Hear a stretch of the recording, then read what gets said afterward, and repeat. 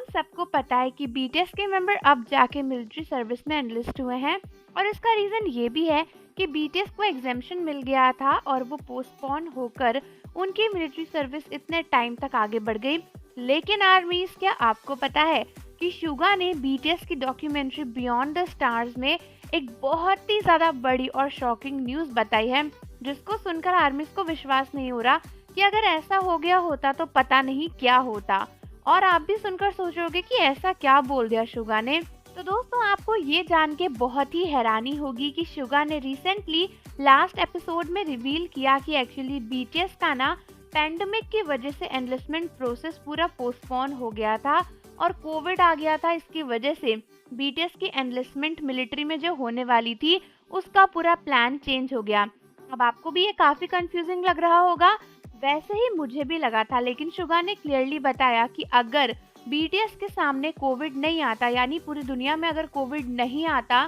तो बीटीएस का original plan था कि वो नवंबर 2020 यानी जिस नवंबर में जिन एनलिस्ट हुए हैं उससे 3 साल पहले ही बीटीएस मिलिट्री सर्विस के लिए चले जाते। सुगा ने बताया कि अगर उस साल कोविड नहीं आता तो वो उसी समय ब्रेक ले लेते और सभी बीटीएस के मेंबर्स चले जाते और उसके बाद वो 1-1.5 साल बाद आते अपनी पूरी मिलिट्री एनलिस्टमेंट को ख़त्म करके। सुगा का ये कहना था कि बीटीएस को उम्मीद नहीं थी कि कोविड इतना लंबा चल जाएगा और इसीलिए वो तब भी सोच रहे थे कि शायद वो एनलिस्टमेंट के लिए चले जाएं, लेकिन क्योंकि इतना लंबा कोविड चल गया, उसके बाद बीटीएस के सारे कॉन्सर्ट्स रुक गए, तो बीटीएस ने सोचा कि अब उन्हें कुछ टाइम अपने फैंस के साथ बिताना चाहिए, क्योंकि इतने टफ टाइम के बाद जहां पूरी दुनिया भर के लोगों ने इतना सब कुछ फेस किया, अगर बीटीएस अपने फैंस को छोड़कर चले गए तो उनको बहुत ही बुरा लगेगा। तो बेसिकली सुगा ने बताया कि बीटीएस का प्लान था कि उनका ऑन टूर जो कि होने वाला था, जिस टूर में वो इंडिया भी आने वाले थे, उस टूर को करने के बाद सभी बीटीएस के मेंबर